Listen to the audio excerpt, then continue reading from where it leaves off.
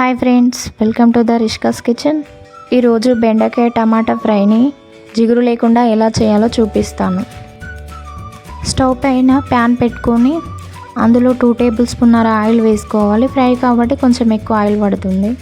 Oil కొంచెం వేడెక్కింది కదా, ఇప్పుడు 1/2 టీ స్పూన్ ఆవాలు, 1/2 టీ స్పూన్ జీలకర్ర వేసి చిటపటమన్నాక అందులో కట్ చేసి పెట్టుకున్న మీడియం సైజ్ ఆనియన్ని, కట్ చేసుకున్న 3 మిర్చీలను వేసి బాగా గోల్డెన్ బ్రౌన్ కలర్ వచ్చేదాకా ఫ్రై చేసుకోవాలి.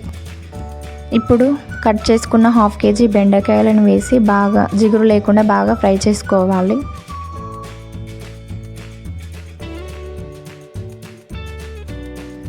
చూడండి, బెండకాయలు ఫ్రై అయినాయి కదా. ఇందులో 1/2 టీ స్పూన్ పసుపు వేసుకొని కలుపుకోవాలి.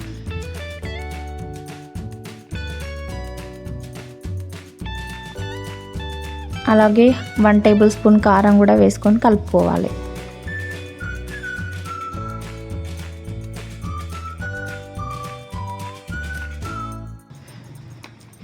ఇప్పుడు కట్ చేసుకున్న మీడియం సైజ్ 2 టమాటాలను వేసి రుచికి తగినంత సాల్ట్ వేసుకొని 4 to 5 మినిట్స్ మీడియం ఫ్లేమ్లో మూత పెట్టుకోవాలి.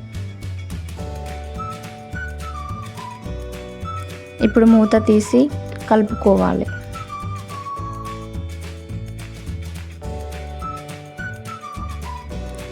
ఇప్పుడు 1/2 టీ స్పూన్ జీలకర్ర పౌడర్, 1/2 టీ స్పూన్ ధనియాల పౌడర్ వేసి కలుపుకోవాలి.